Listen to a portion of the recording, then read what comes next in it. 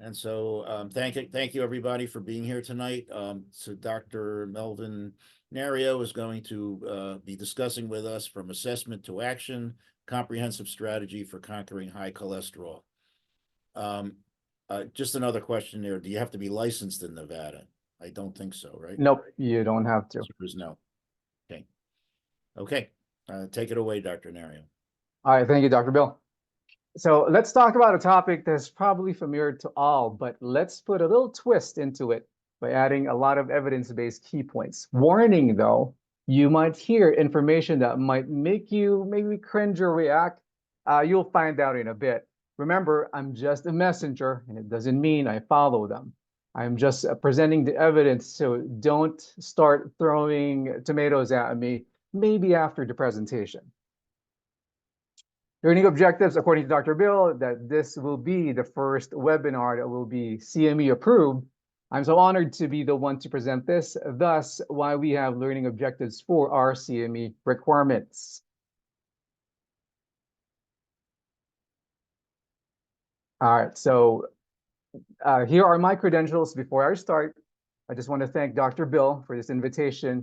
My mentors, Dr. Cora, Dr. Forsyth, Dr. Majid, and my bio staff here in the office, especially Lucy and Carrie, my left and right arm. What would I do without you guys?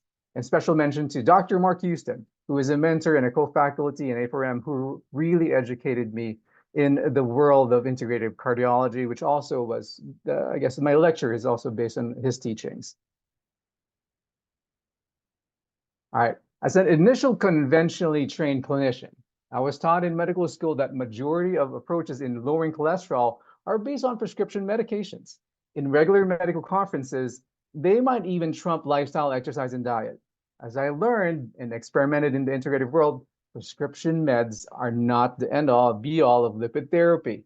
To be honest with you, in my practice, I've never seen a huge amount of people who does not want to take statins, even if their life depended on it. For these patients, we're educated, probably more than I was in the beginning, about the adverse effects of statins. Even if you offer or bribe them money or gold to take it, they wouldn't do it. This made me realize that I need to learn more about other options, for I cannot let my patients go unattended with their cardiovascular issues. Thus, this presentation.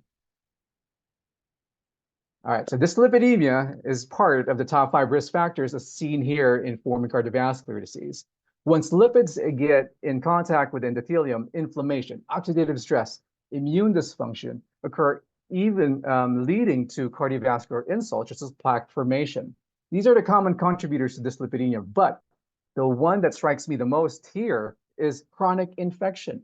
Lipids can increase in relation to it being a protective mechanism to contain the infection. I know that initially.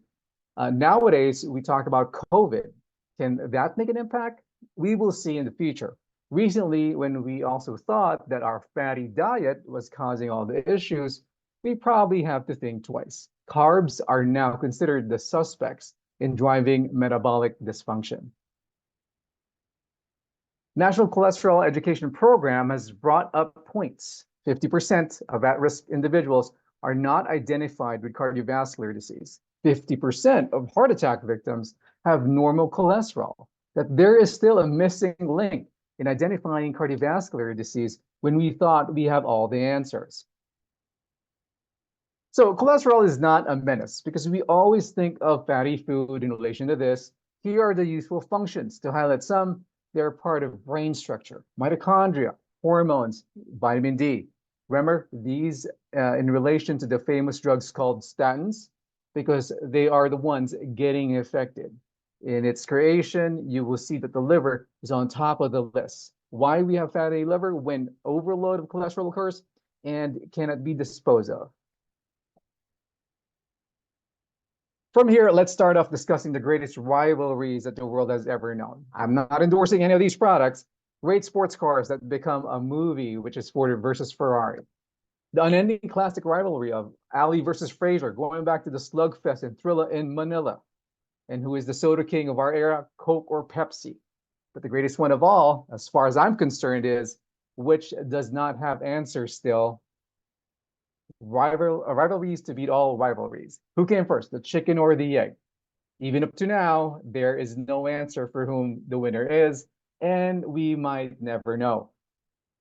Kidding aside, to understand dyslipidemia, first we must diagnose it. In our clinical practice, we see these tests a lot. The older / classic lipid panel on the left, and the newer NMR lipoprofile on the right. Which one should we use to assess our patient's cardiovascular risks? To answer the cholesterol testing rivalry, here are the versions of Quest Diagnostics, and here are the versions of LabCorp, so you can get familiar with them. The lipid panel and the NMR lipoprofile are two different blood tests that measure the levels of lipids in the blood. The lipid panel measures the levels of total cholesterol, LDL, HDL, and even triglycerides. The NMR lipoprofile measures the number and size of lipoprotein particles in the blood as presented by the -P after the LDL word as an example. The NMR lipoprofile test is more advanced than the lipid panel test, as it provides more detailed information about the number and size of lipoprotein particles in the blood, information that can be helpful for us to better assess a patient's risk for heart disease. Why should we use one over the other? There are multiple parts that we can discuss about how similar or different both panels are, but for the sake of discussion, let's pick the most common one that clinicians derive information from. This is LDL. LDL-C from the regular lipid panel, and LDL-P from the NMR. LDL-C represents the amount or mass of cholesterol carried by LDL, which is low-density lipoprotein. The figure on the left will be an easier way to understand this. And LDL-P measures the actual number of LDL particles floating in the blood, the multiple children on the right carrying cholesterol. As you can see, LDL-C is a representation of one, and LDL-P is a representation of many. In my own personal experience, the first that gets my attention in a lipid panel is the LDL. And I can already tell my patient a lot about the results by not even mentioning total cholesterol, HDL, and even triglycerides. Let's see which one is better to use in assessing cardiovascular disease in an evidence-based perspective.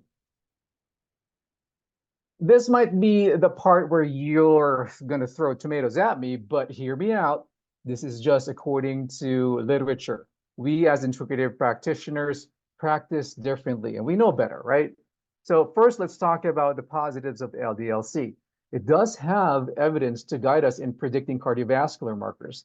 Take note how regular lipid panel misleads us to think that we have done justice to our patients. When LDL-C is less than 100, then we give our patients a pat on the back for it. This is where we evidence-based integrative docs come with our evidence-based literature to prove them wrong. And this slide, 60 is the magic number. They use infants, monkeys, cavemen, because they have no exposure to bad cholesterol sources yet, and they are good baselines to emulate.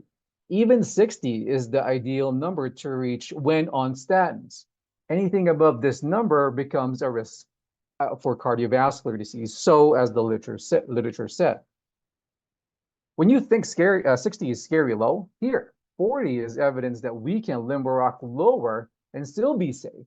Start early to achieve this number, and a number that is a good target for the ones who are already plaque-ridden. Here's the false pat on the back scale that our labs give us, as you can see indicated on the chart. And, well, talk about misguided, right? More evidence here that when you have cardiovascular disease, multiple comorbidities, you should not shoot for less than 40. Even on statin therapy, this 40 should be a goal. 80 is given as a higher ceiling cutoff for higher risk, according to Prove It and CARDS trials. Well, let's wake you up and get you jumping out of that chair. This is crazy. How low can we limbo? Don't tell me we can still go lower and be safe. Well, this was my reaction when I saw this evidence. Well, the buck stops here. At 30, hormone production will be the first one affected. Again, as what the literature says and not my clinical experience. So this is something really, we have to take this with a grain of salt, and we have to apply our clinical experience in applying this to our practices. I just showed you the clinical significance of LDL in assessing cardiovascular disease, or showed you the standards that our conventional colleagues that what they follow. As we scour the literature, we will now see a few kinks in the armor. In the TNT and IDEAL trials, it shows how LDL-C is insignificant in relating to cardiovascular outcomes in ApoB levels, which is another panel with another discussion overall, as a more reliable outcome, showing you here LDL-Cs are inaccurate. Are we pointing our fingers in the wrong direction here then? Triglycerides, VLDL, IDL-rich proteins, other lipid particles are more atherogenic/dangerous than LDL. Cardiovascular disease pathology can still occur even with normal LDL. Even statin-treated patients at ideal levels of LDL-C still develop CVD. The disconnect is due to the missing and not seeing atherogenic LDL particle numbers, which is the best measurement of CHD risk. We're pointing our finger at the wrong suspect when we look at the wrong blood tests. As you can see, the so-called bad cholesterol LDL is not so bad after all. It says they are actually food for our cells. Good points about LDL. Lower LDL equals lower sources of inflammatory LDL. Once inflammation, oxidative stress, immune dysfunction acts on LDL, it turns into modified LDL. Then the real problem starts. Lower the LDL, don't even worry about HDL, according to this literature. When you look at a lab showing you that by LDL alone, it can tell you a lot about a patient. Is LDL the real enemy here? The real problem is inflammation. This is the reason why we say LDL is not our culprit, because the transformation of it is the issue. Here, evidence is shown that LDL-P is more accurate than LDL for driving CHD. Another evidence here that the lab standard that we use are not accurate according to this study. 700 is ideal. We see on top that it's less than 1,000. We also get introduced to the small but terrible small LDL, which is more destructive when there is high LDL-P, and insignificant when LDL-P is low, like mini-me. The smallest particles are the small but terrible ones. This is because they have the ability to squeeze through the tight junctions of the endothelium to start plaque in the intima. These concepts are also seen as evidence in calcium scores and carotid thickness, which correlates better with LDL-P levels. To show us that it is comparable to modern diagnostic scans, take note of LDL-P is the primary driver of CHD, why it should be the target of our therapies, and LDL is of no value. If we have established that LDL-P is a more accurate marker for CHD, then why didn't we use statins? We use LDL-C to assess response to this therapy according to many protocols. Example of that is American College of Cardiology. It's obviously saying here that statins won't move LDL-P. Can this be the reason that we're using more in higher doses statins, trying to move a needle that wouldn't move, and in the end, making patients suffer through the side effects? Just to orient everyone, once you see the icon clinical pearl, this means that I encountered these situations a lot in my practice, and hopefully might make an impact in yours as well. This is a possible explanation for the false information that LDL-C can give when treating with statins when they reach LDL normal goals. This could be the explanation that patient X that you saw yesterday, and you said, all is good, since your LDL is normal, and no upcoming heart attacks for you. Then you get a call the next morning that he is in the ICU with an MI. Oops. This keeps our guards down as clinicians because we are not looking at the right parameter to treat. Missing LDL-P, which is more atherogenic. We are again looking at the wrong test. Evidence that LDL-P is a better predictor than LDL-C for CHD. Even when LDL-C says normal and LDL-P is abnormal, consider LDL-P still due to its high predictability. Carotid thickness and calcium scores only correlates with LDL-P only, along with lipoprotein A and dysfunctional HDL. Head-to-head comparison is seen here that LDL-P can stand alone as a predicting factor for CVD, less power for LDL-C, HDL-C, and triglyceride in a lipid panel. This concordance mismatch of LDL-P abnormal versus LDL-C that is normal misleads us clinicians to not intervene due to the falsehood of LDL. And you would see Doctor, this. can you tell us the difference between LDL-C and LDL-P? Right. So in the first initial slides, I show that LDL-C is actually showing you only one type of component of, or the weight of your cholesterol. With the LDL-P, it actually dissects and classifies the different sizes of cholesterol. And this is the one that makes a difference because, again, as I mentioned, once you analyze the LDL-P, the lab automatically looks for the small LDL-P, which is actually the more atherogenic type of LDL. That's why not all LDL are bad. We need to determine first and dissect which ones really are the ones that are atherogenic or not. All right, so head-to-head comparison, again, as I mentioned here, that LDL-P stands alone as a predicting factor for CVD, less power for the LDL-C. Well, I think the Hmm. better explanation for LDL-C and LDL-P counts the number of LDL particles, Right, and LDL-C it's the how much the contents of the mass the of weight, the cholesterol in LDL. correct. That is correct. Yeah, so I think that's number and that's the mass, and I think the number it's more sensitive to chronic heart disease that we're saying. Right, that is correct. And even Uh, when you mention about LDL, so if you do find small LDL particles in your blood, and if your LDL particle number is normal, there are the evidence is saying that those small LDLPs are not going to be causing any problems for you. so the number of LDL is more important than the contents of the mass of the cholesterol in the LDL, right? Is that Correct. what you're saying? Correct. The number is still the driver. I think that makes sense. Yeah. Mhm. Yep. So, and you would also see this miscorrelation commonly, as going back to the slide, you would see this miscorrelation commonly in the high-risk patients, which is the metabolic syndrome, insulin resistance, obesity, and type 2 diabetics, which we must intervene in immediately. Clinical outcome Hey, what studies. about the Yeah, oxidized LDL? It used to be significant. Is that significant anymore? it is still, and I'm going to that in the next few slides coming up. All right, so clinical outcome studies in CVD clearly demonstrates that when all parameters of a lipid panel are showing you normal values and is not correlating with the clinical presentation, and you have doubts about its accuracy, just follow the LDLP, and you won't go wrong tracking CVD risk for your patients. LDLP provides us help in understanding the CHD gap issue. So what is that?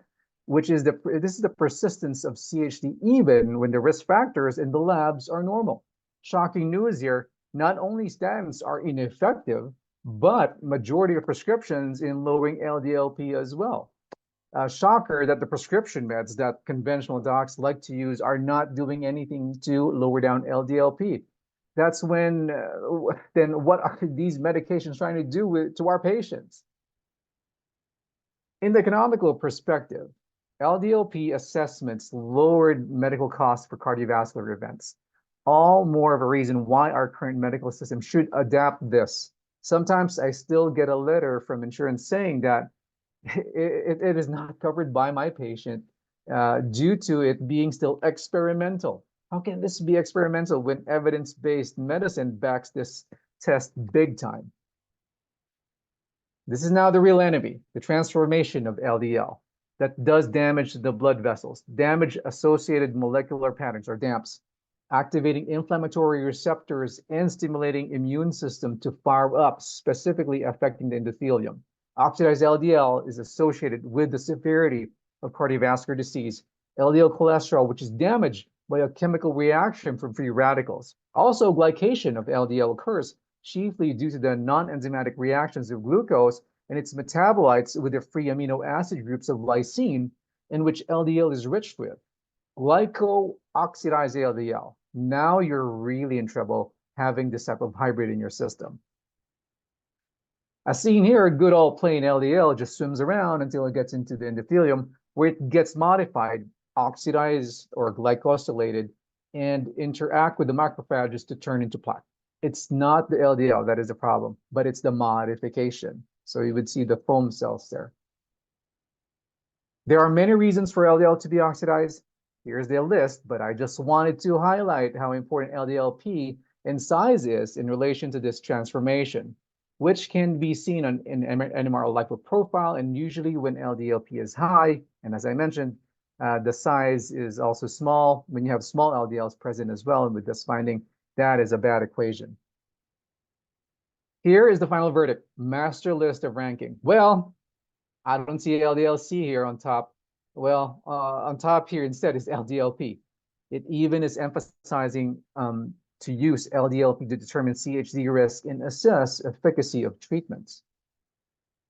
Here are companies that does NMR lipoprofile testing. I'm not promoting any of them.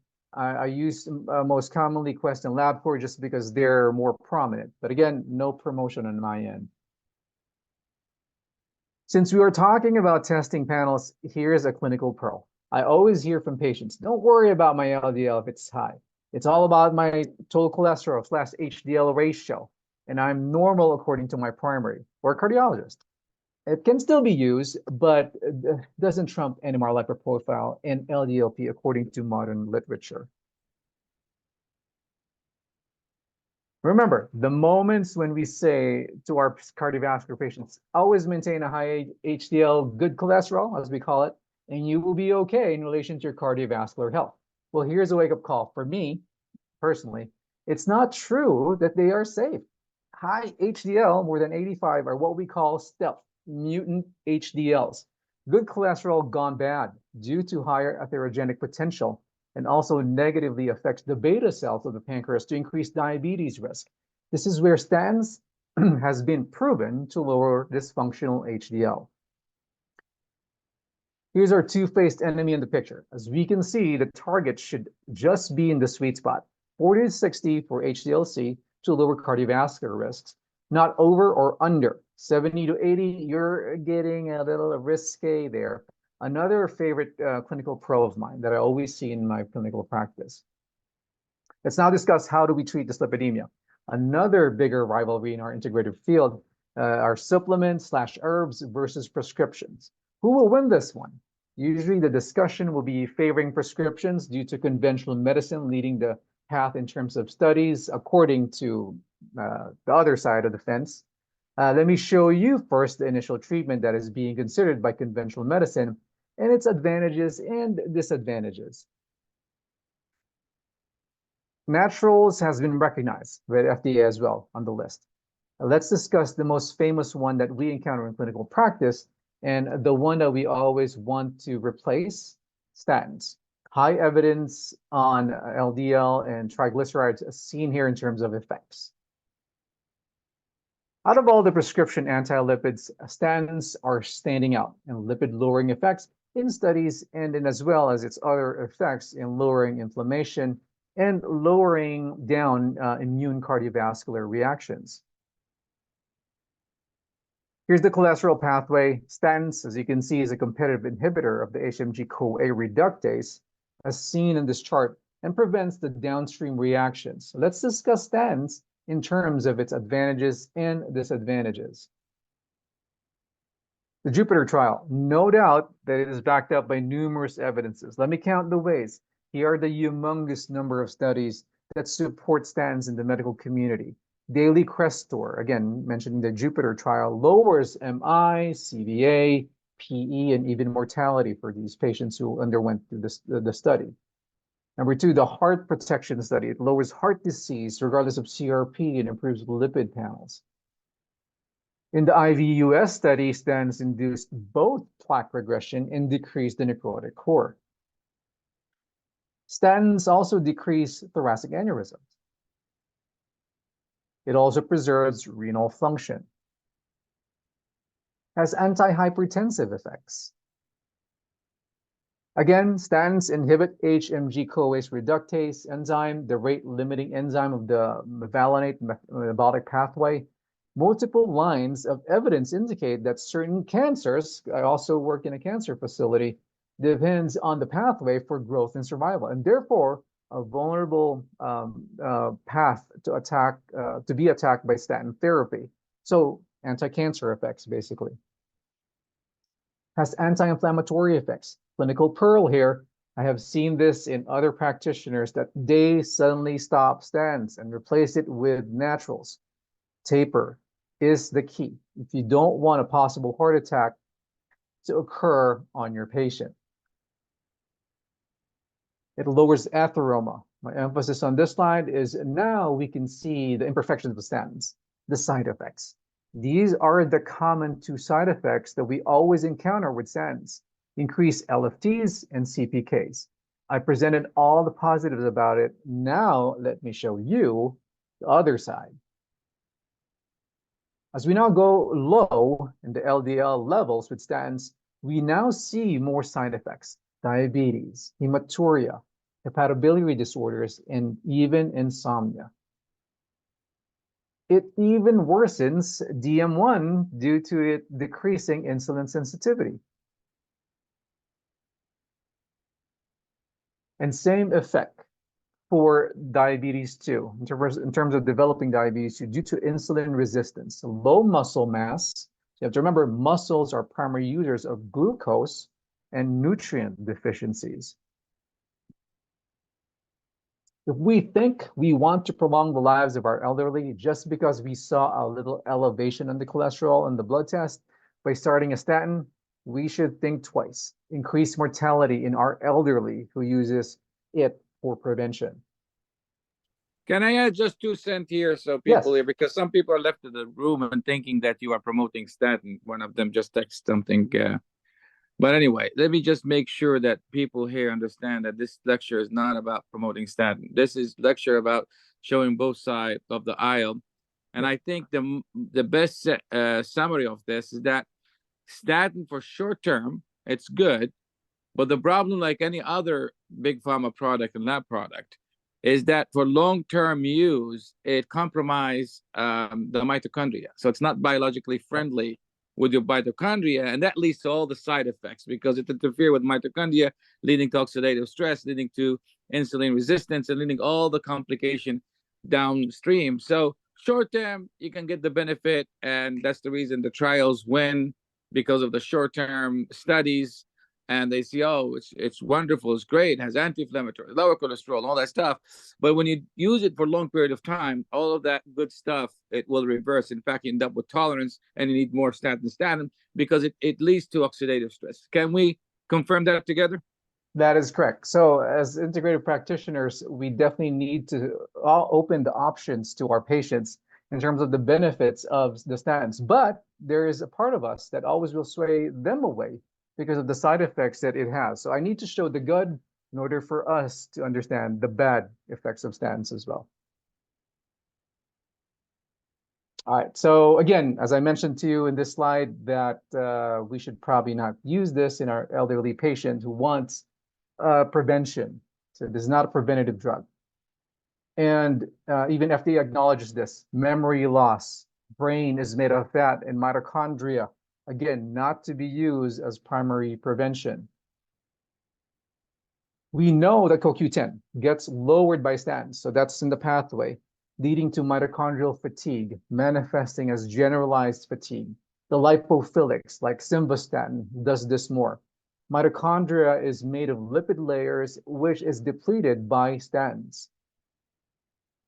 It does not only affect the physical brain, but also the biochemical production of neurotransmitters, leading to psychiatric changes such as depression. And oh my God, even cataracts. This one, I was surprised about it, but nothing surprises me now about statins. So the most famous side effect, myositis. So do CPK levels on statin users with muscle pain or even no muscle pain, since asymptomatics will show it as well. And you'll find it. Usually this is dose related. Here are the different types of statins according to attraction to water or lipids. Lipophilics has the more side effect, especially myalgias due to the higher tissue penetrance. just to show you that there are genetic predispositions for these phenomena that I've just mentioned, and it can be different for anyone depending on their genes. Out of all the many ill effects that I just mentioned, here are some special ones. They deplete coenzyme Q10 and heme A, and therefore affecting ATP generation, mitochondrial electron transport chain, oxidative phosphorylation. Also inhibits the synthesis of vitamin K2, the cofactor of matrix GLA protein activation, which in turn protects arteries from calcification, also inhibits the biosynthesis of selenium-containing proteins, one of which is glutathione peroxidase. So GPX is actually a family of antioxidant enzymes that contains selenium. Direct mitochondrial toxicity seen via biopsy by statins. Majority of the side effects are related to mitochondrial damage, leading to muscle pains, brain, and hepatic dysfunction, because these organs are full of mitochondria that gets destroyed. The higher dose you go, the more damage. Complications of nutrient deficiencies are a big part of the mortality that statins bring, such as impairment of selenoprotein biosynthesis may be a factor in developing congestive heart failure with statins. So I mentioned to you about the selenoproteins related to the glutathione enzyme, which is glutathione peroxidase, thus increasing the oxidative load. How to address statin-induced myopathy? Reduced dosing, even weekly, is acceptable. Switch to hydrophilic types. Again, over and over like a drum, never DC abruptly. The heart and soul of the symptoms is, as you can see, the depletion of CoQ10. But watch out on testing, which you may think that they are normal or /high, which can mislead you when you check CoQ10 levels. My theory on this, I mean, as I saw this, as I got the blood tests of my patients, high levels of CoQ10 may be due to huge amounts of breakdown in mitochondria to release CoQ10 in the bloodstream. So that's just my experience.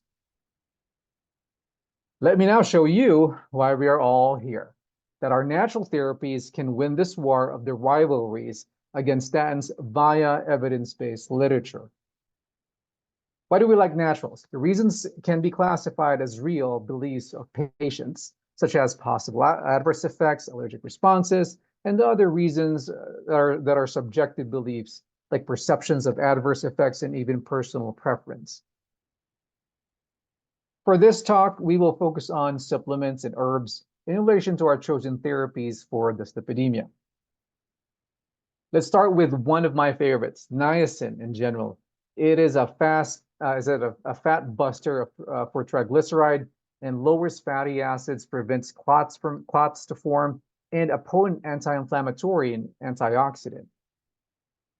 This study is showing how it is an HDL promoter, but also affects the NMR lipo profile, which we prefer as a test, and regular lipid panel. Sure, we can work with that also in a good way. Here, I want to highlight the dose that I always use on patients, niacin extended release at 1,000 milligrams per day. A head-to-head was also done with fenofibrate, a prescription medicine, and they were comparable in the end in terms of the results. Actually, this is the side effect. I mean, a common side effect usually with the fenofibrate would be GI upset. So you don't get that if you choose to do niacin instead. Has direct effects on cardiovascular disease and CHD. All over the board, lowers cardiovascular outcomes. The studies show that non-lipid lowering effects like being a good antioxidant, anti-inflammatory, antithrombotic of niacin in lowering CVD events. We can go up to 4 grams and we will get cardiovascular effects with it, but the catch is the higher you go, the more side effects. As highlighted, these most common side effects are hyperglycemia and flushing, meaning supplements can still be a little dangerous or tricky if not used right. I use a lot of niacin, especially with high lipoprotein A. My curiosity was by me, even me, I have this condition. I tested it on myself, trying to lower it down, will I make myself develop diabetes? So I actually found some literature about it. Here's the answer: no. No increased diabetes risk, just like hyperglycemia. To show you that niacin is a team player, combination therapy with statin, cholesterol, and niacin led to improved lipid profiles, and even plaque characteristics in the carotids improved. Using it for 2 years at 1 gram per day was needed to lower carotid thickness. Evidence that supplements work, they work, but it takes time, sometimes a lot of time and a longer period of time. Here's another tag team study of niacin with statins versus ezetimibe on how it helps with carotid thickness. The combo therapy of niacin, statins, which is simvastatins to be specific, or bile acid resins, which is cholesterol, is also improving angiographic findings. The famous side effect of flushing is explained by the stimulation of dermal Langerhans cells by prostaglandin D2, leading to vasodilation. If this bothers you, laropiprant, I don't know if I'm pronouncing that right, is the solution, but unfortunately, it's no longer sold due to it being pulled out from the market, which shows that it increases GI bleed. Yeah, I'll take the flushing instead. Trying to run away from the flush? Inositol nicotinate is a compound made of niacin, which is B3, and inositol is also said to be used to lower cholesterol. This product, famous for its non-flush effect. Is it effective? Not really, making me think that the flush factor is probably a must-have to have the cardiovascular benefits of niacin. How to prevent? Here are some tips. Titrate slowly. Take with food. I like to recommend apples. You can even use quercetin or aspirin, 81 milligrams with it. No alcohol, so no Friday night drinking. Don't interrupt, be consistent. And a special mention, not related to flush prevention here, is for closavalem takers. It lowers the hyperglycemia of niacin and has a synergistic effect with niacin to lower LDL.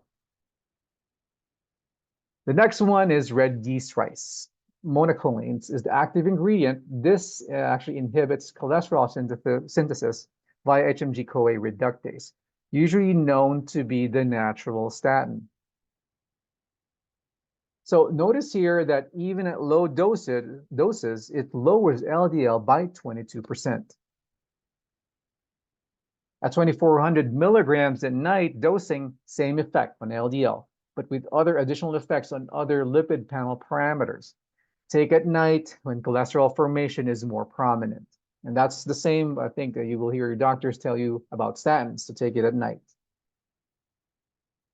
Even in post-MI and overall cardiovascular disease, it lowers mortality. Not only does it affect lipid panels, but also other inflammatory markers such as MMP9, hsCRP, increased nitric oxide, and even lowers abdominal aortic aneurysm size. It is also suggested to be an alternative choice for patients who has myopathy with statins.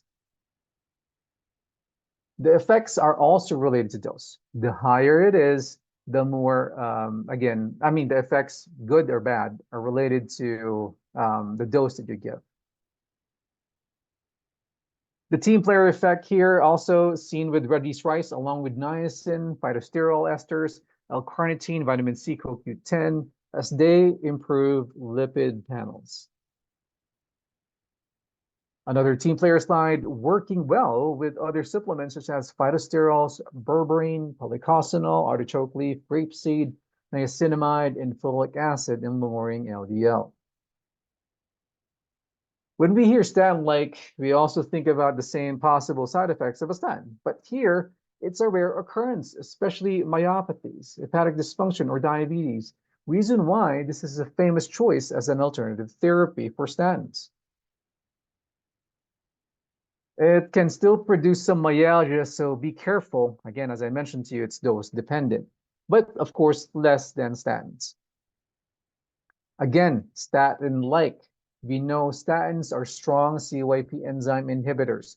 Red yeast rice is strongly inhibiting these like statins in relation to drug interactions, though not as comparable.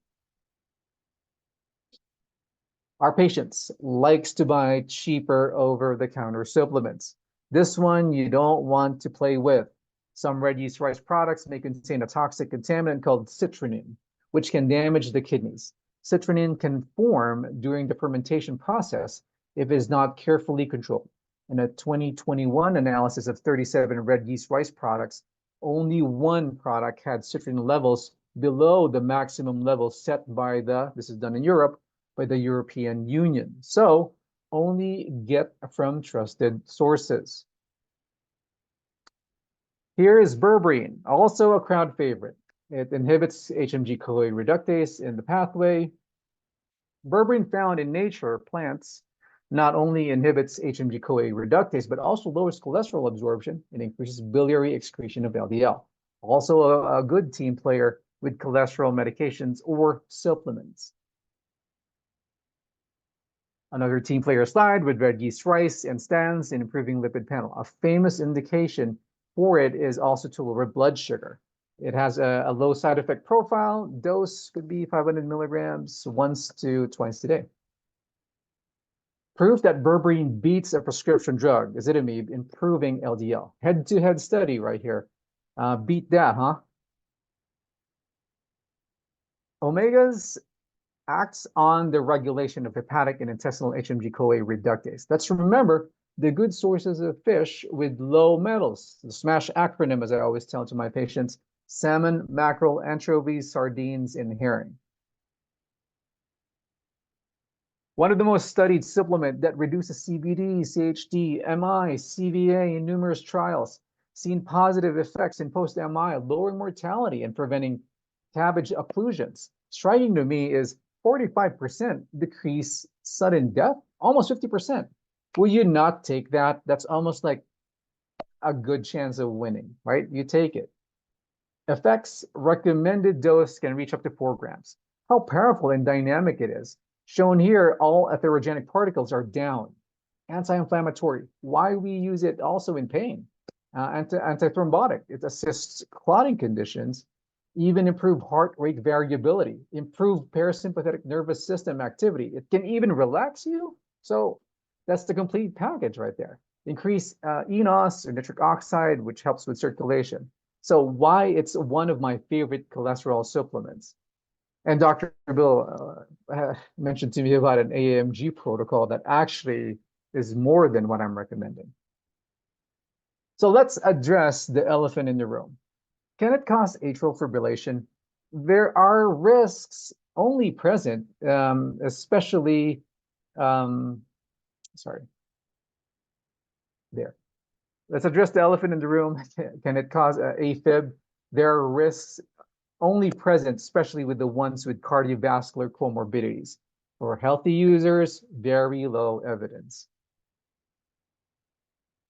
There may be a dose-related risk of AFib with omega-3 fatty acid intake. Dose-dependent effects go low and slow, as I suggest, and as I do with my patients. 4 grams per day or more than 4 grams a day is probably highly statistical significant correlation with atrial fibrillation. Why we should inform our patients about this risk also, and when we use these high doses. I usually don't go over 3 with my own practice. Hey, Dr. Nario? Yes, go ahead. Okay, so since my dad already has AFib on his second pacemaker, is cod liver okay as a backup? Cod liver oil is also good. Again, with the evidence that we see, really omegas still trumps all the oils, maybe krill. Right.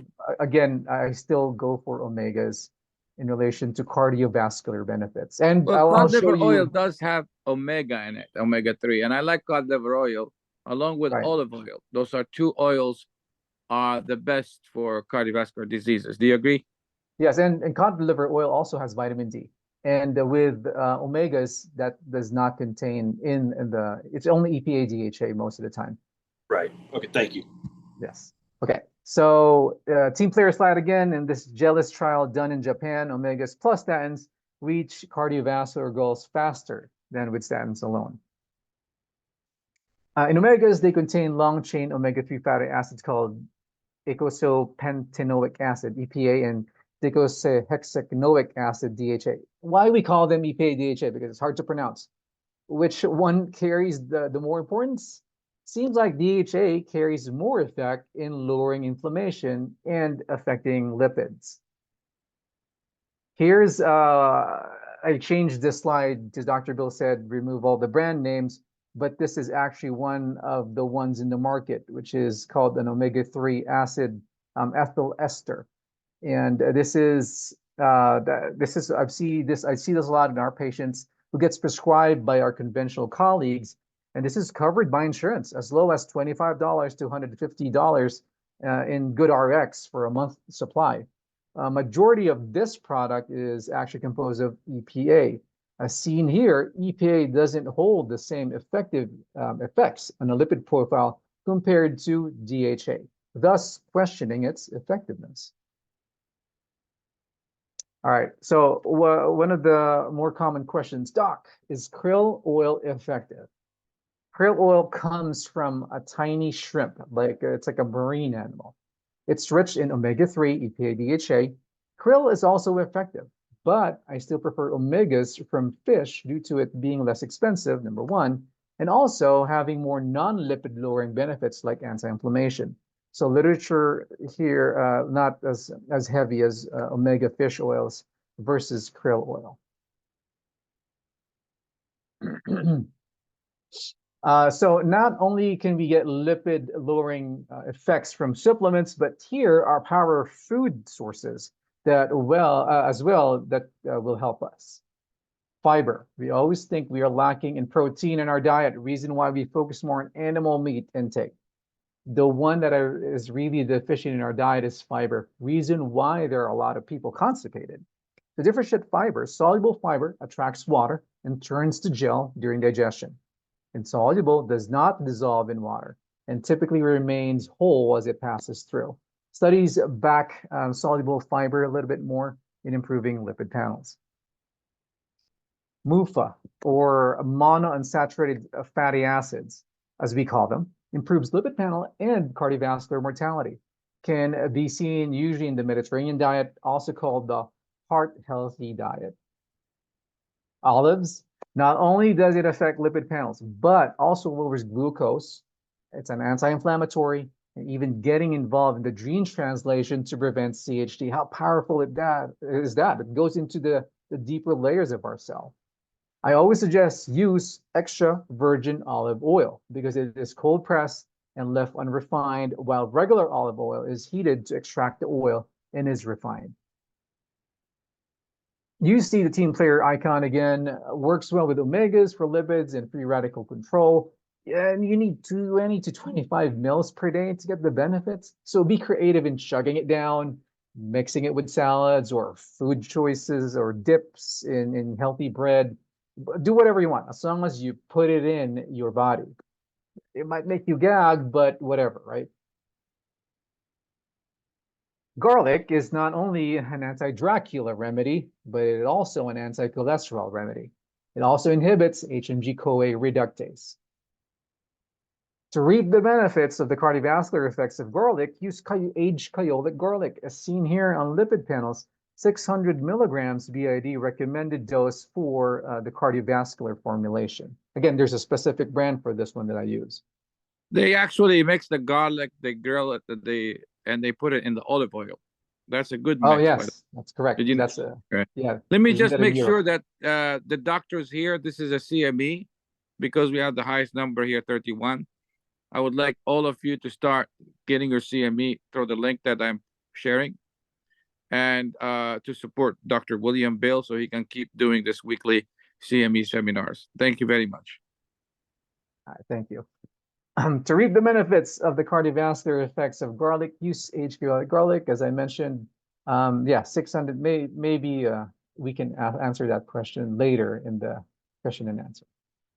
Okay, as I see patients, I get a lot of questions about these food groups in relation to dyslipidemia. Okay, again, you might throw tomatoes at me and even eggs when you hear these answers, but this is literature, so again, very debatable. Are eggs a problem for cardiovascular health, doc?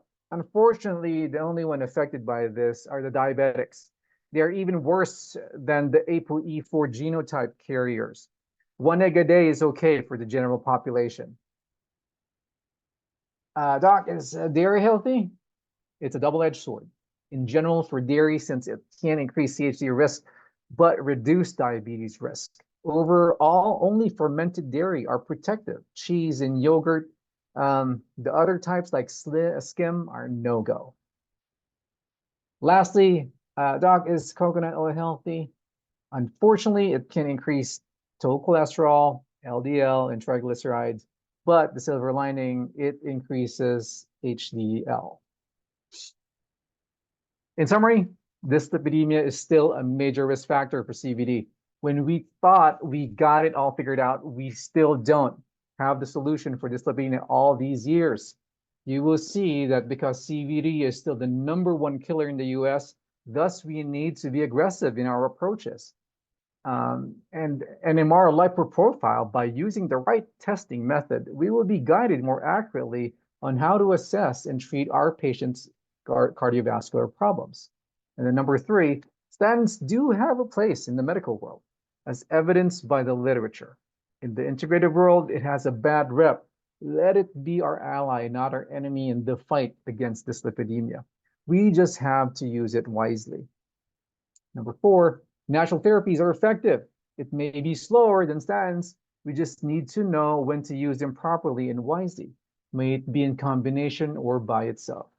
And lastly, nothing beats prevention by focusing on 3 pillars of cardiovascular disease. Less stress, more greens than meat, bodies in motion. We will develop the best foundation to fight heart disease this way.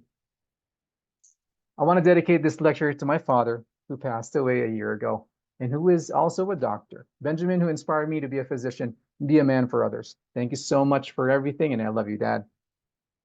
Question, comments, and feedbacks, and yes, even complaints, please contact me.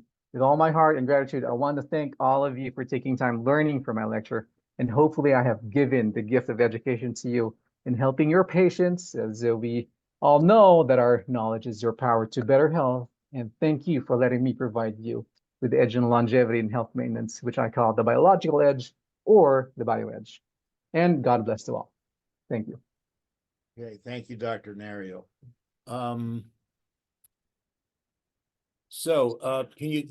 you have a protocol that you follow specifically?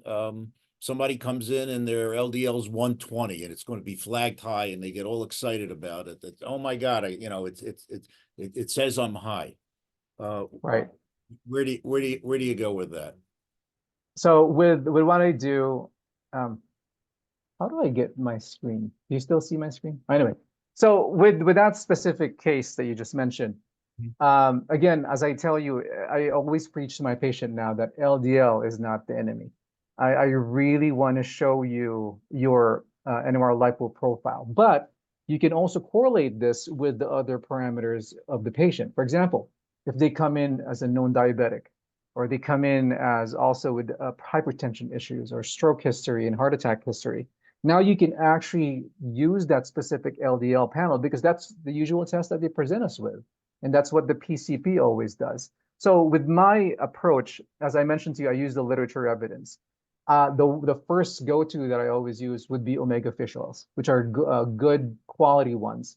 And of course, not forgetting the good foundations of the pillars of diet, exercise, and lifestyle. And at the same time, of course, addressing these other comorbidities. But my first go-to when I see an increased LDL really are omegas or even niacin or even red yeast rice. Those are my 3 standout points. Okay.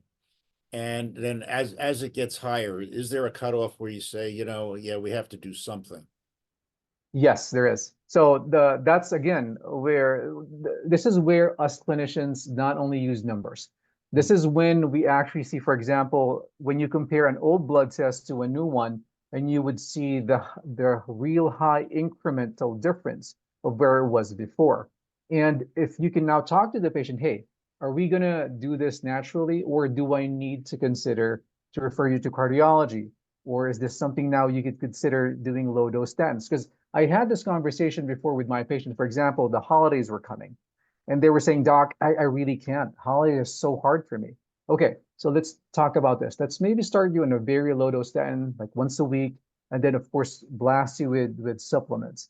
So that's why a cutoff really for me, again, the 100 LDL, I don't want that anything lower anymore, because as I mentioned to you, hormones, brain function, and even the mitochondria gets affected by that. But as I get higher and higher, that comparison is almost like a PSA number on how high it jumped from 100 to, let's say, 160, plus you consider the other comorbidities along with that. Or if it's just 100 to a 200 jump, I would definitely maybe just go straight away and address that issue, even without considering the other comorbidities.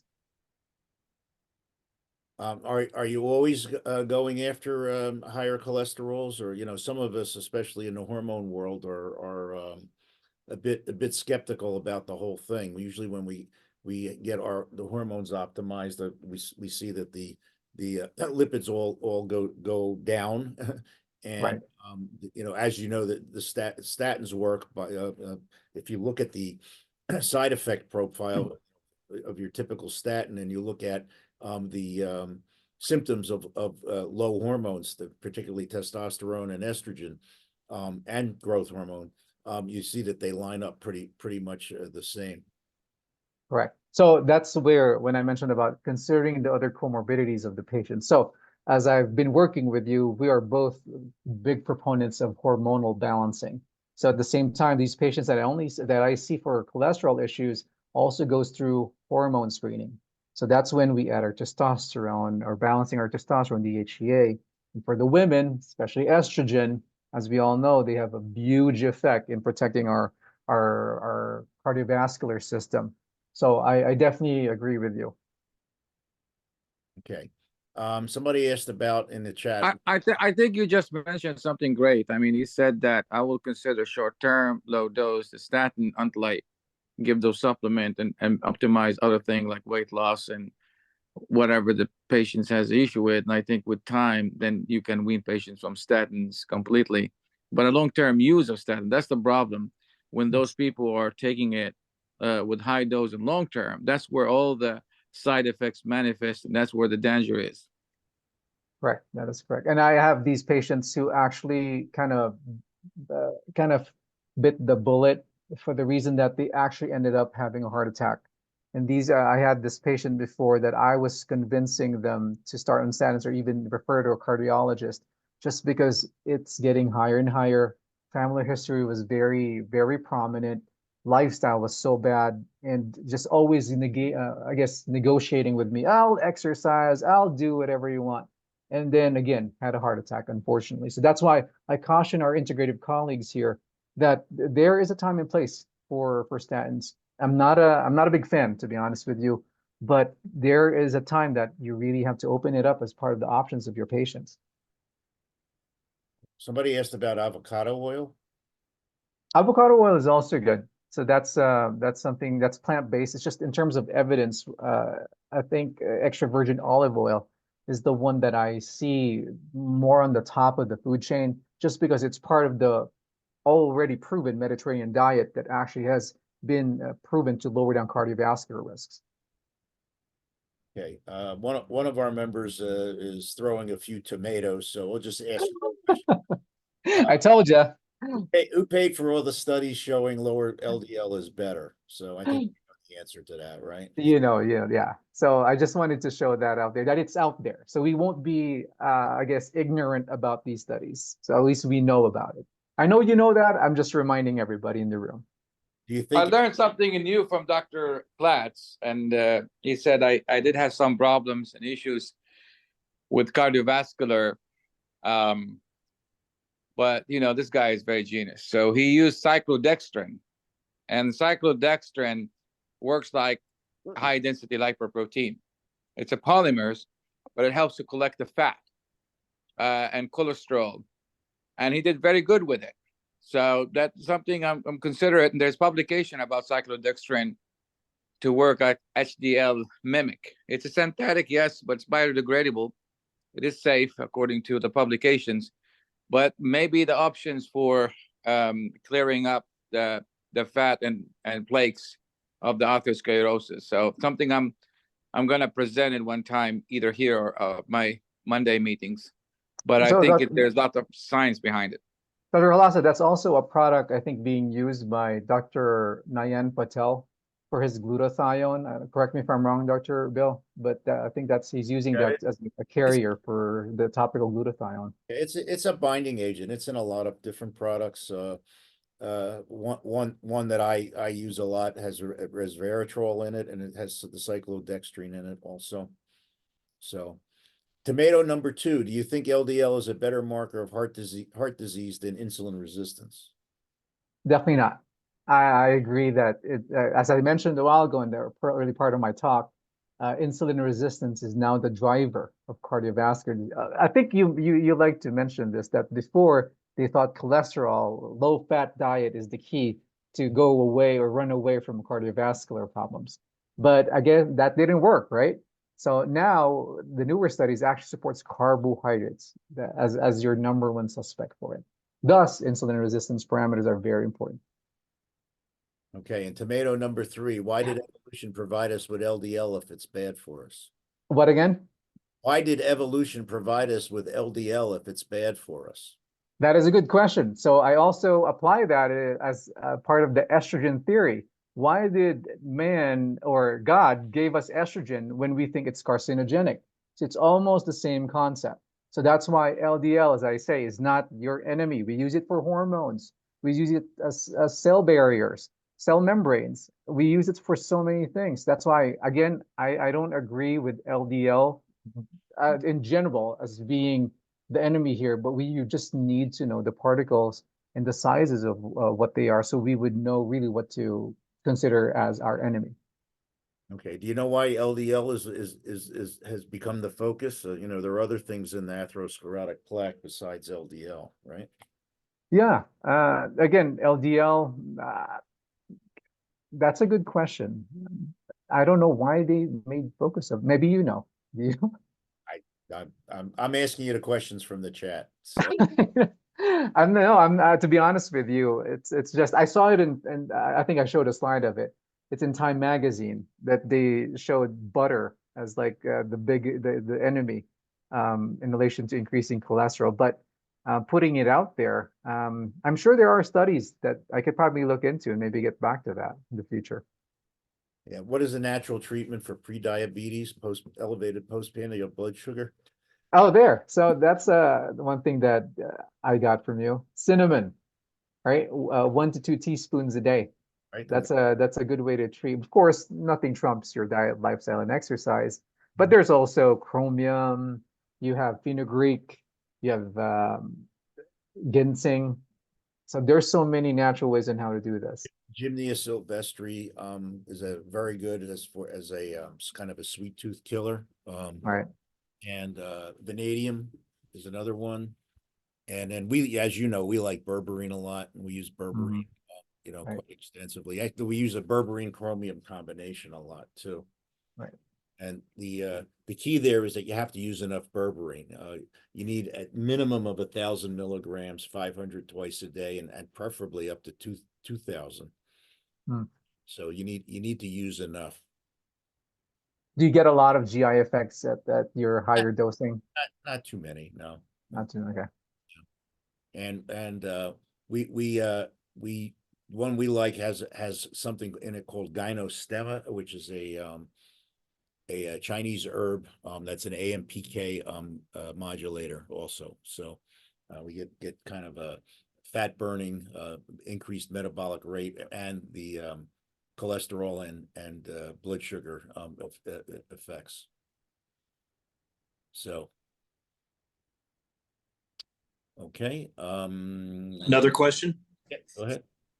Okay. I just got done listening to the Lifestylist podcast with Luke Story. It's pretty old. It's with Jessica Kane Berman, who's the CMO of Body Bio. I tried to put the link in there. It was absolutely excellent about lipids.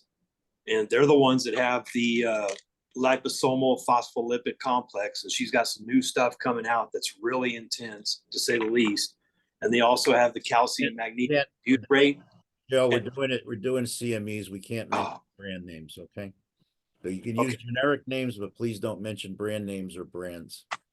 Okay, it's just the phospholipid complex, and it's butyrate with calcium and magnesium. And there's another one that's sodium butyrate, short chain fatty acids. And their whole business is around lipids. And she says that you can get rid of the omega-6s by replacing them with good omega-6s and good omega-3s. And within 6 to 9 months, you should be able to replace them. Dr. Mercola thinks it takes years. Have you looked into this yet? I'm very aware of phospholipid therapy, and the one that I kind of followed initially was Dr. Kane, who actually started infusions of phospholipids for neurological issues. So she I think used subjects for prevention of Alzheimer's, dementia, Parkinson's, and also, as you mentioned, a certain company kind of provided new literature about how good phospholipid therapy is.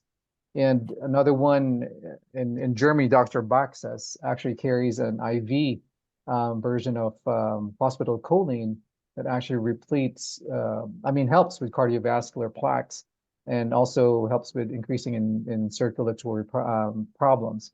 So, but yes, I am aware specifically about omega-6s. I'm not sure about that, but the wonders of phospholipid therapy is actually there. Yeah, Garth Nicholson was one of the first people, I believe, that came out about this in relationship to the anthrax vaccine. And I wanted to ask a question, Doc.